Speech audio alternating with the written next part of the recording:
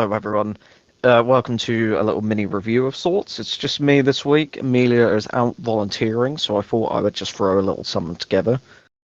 Uh, of course, I'm your host, Purple Midnight A, all on its lonesome. I don't even have a cat in here with me at the minute, but as I say, it's just me. Just thought I'd throw together a little something, just because I was in the mood and thought, fuck it, why not? Uh, Today I will be looking at the One Last Shot, released in 1998 by the Trailer Park Boys, if you wish to call them that. It's probably not the right idea. It's just a short film this week. It's the first short film we've covered, and I'm all on my own for it, which is quite sad. But I just thought, why wouldn't I? Why shouldn't I just do it? I just thought I'd get on with it and review something, especially if it's only half an hour long. Shouldn't be too long of a video because, of course, it's a short film, an old short film, a super low budget short film. But I'll get right into it. There's a lot to talk about, kind of. I'll do my best because obviously it's not a lot I could do with half an hour of footage, but I will try. I don't know how I'm going to have a little discussion of this.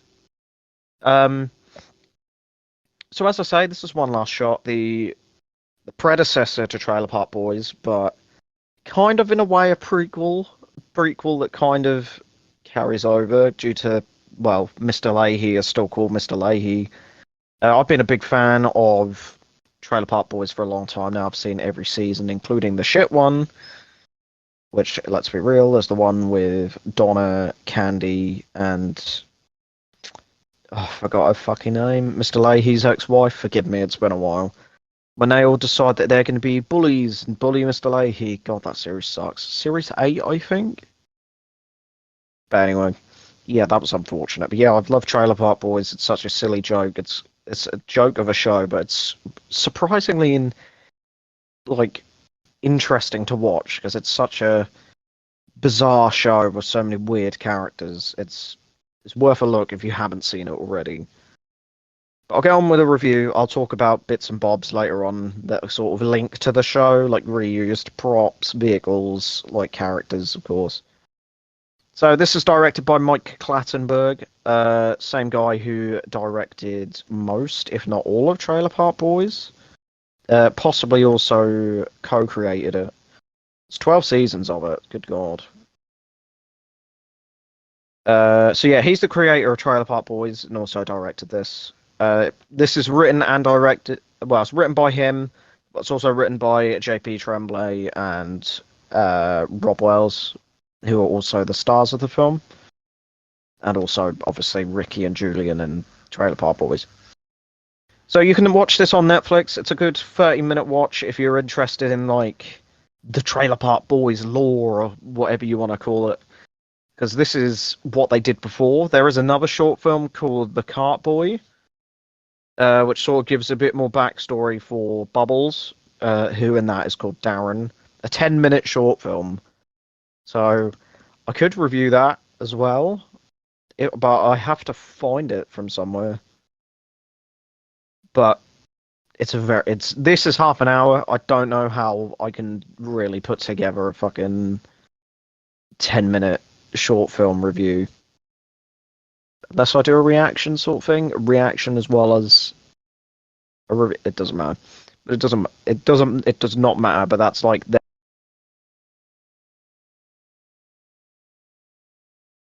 too short. You can watch the rest of the Trailer Park Boys related media, SwearNet, I believe it is called. So yeah, that's basically where you can watch it. If legally, I should say. There's plenty of places you can watch it illegally, but you know. So this film, we'll get straight into right away. Rob, played by Rob Wells, very creative naming, wakes up in his car one morning and tells of his days of alcohol and drugs. Of course, Ricky in Trailer Park Boys is very on drugs all the time. Bit of alcohol, but that's more Julian sort of thing. He tells of his best friend GW, played by J.P. Tremblay. GW is short for Gary Williams, I think, but everyone just calls him GW. Of course, I should say Rob Wells, as mentioned, played Ricky, and GW's actor J.P. Tremblay played Julian. J.P. Tremblay is an interesting actor. I've always thought that. I think Rob Wells does a good job with Ricky.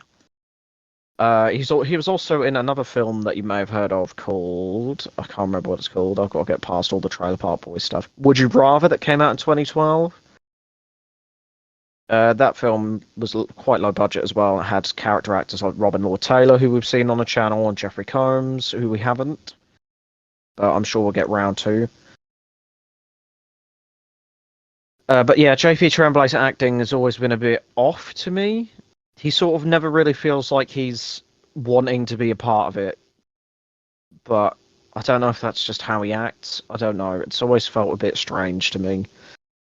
And the problems he had with his alcoholic boss, Mr. Leahy, as mentioned earlier, is basically the same character in Trailer Park Boys than it is in this. He's played by the late, great John Dunsworth.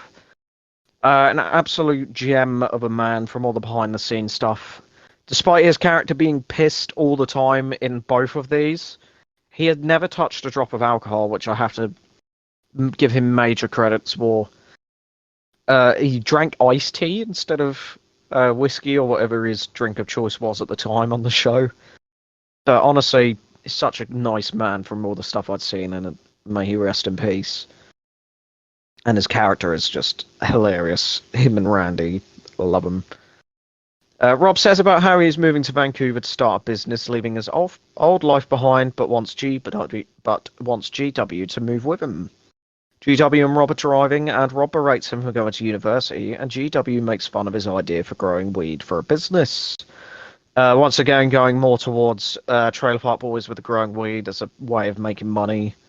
The two of them are basically like Dutch from Red Dead and Trailer Park Boys with their plans of making money.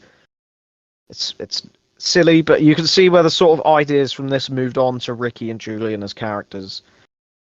But they are, I think, in this they are driving the shipmobile, Ricky's car from Trailer Park Boys. If it isn't, it looks a lot like it, I must admit.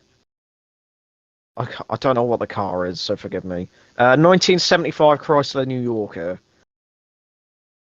So yeah, in a lot better shape than this, as opposed to what it is in Trailer Park Boys, where it gets absolutely wrecked. GW and Rob speak to each other in the woods and compares each other's lives, especially their parents and their upbringing. They go into town with GW going in and failing to get any weed from anyone he knows. He tells Rob he has to work that night, which spoils Rob's plans. Rob has a secret throughout the short film, which is an interesting choice and a bit off.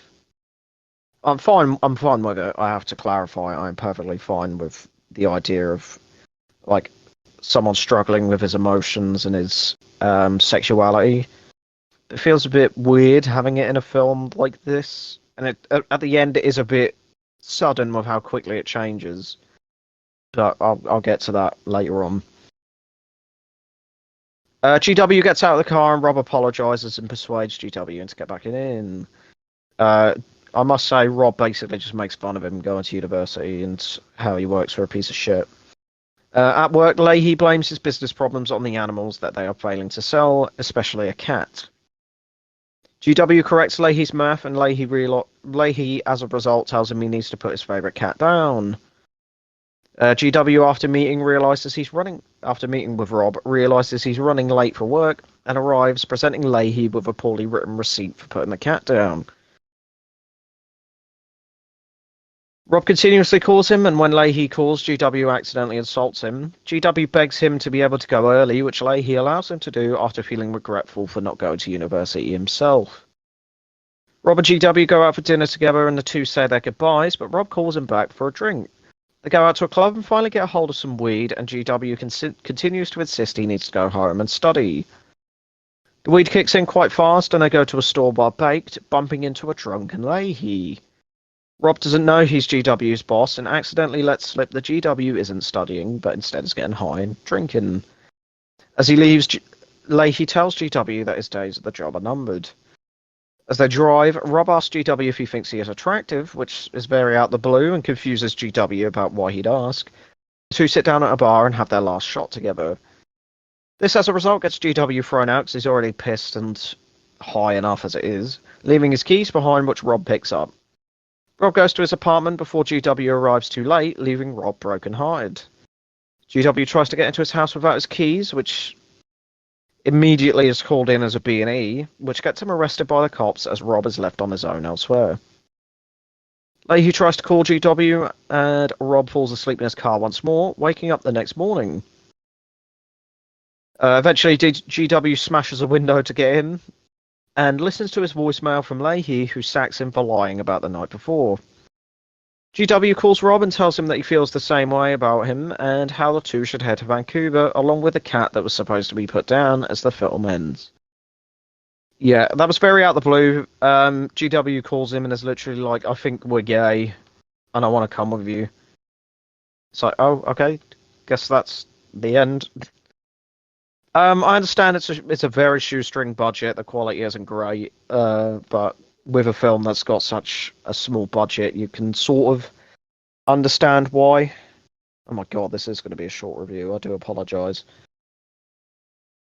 I think Rob does the better job of the pair, and Leahy, of course, is Leahy. You can't not love him. And GW, as I mentioned, I'm not too big of a fan of JP Tremblay's acting chops.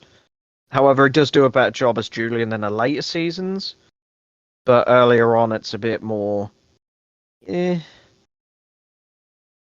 But yeah, for a shoestring budget, I think they did a good job. Of course, there are some.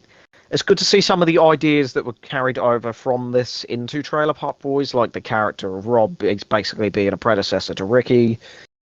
In a way, it's almost as if this was kind of a prequel to it, especially with Leahy literally being the same name, and Rob and GW basically being the same characters as Ricky and Julian. But overall, I didn't enjoy it as much as I hoped I was going to, I will admit.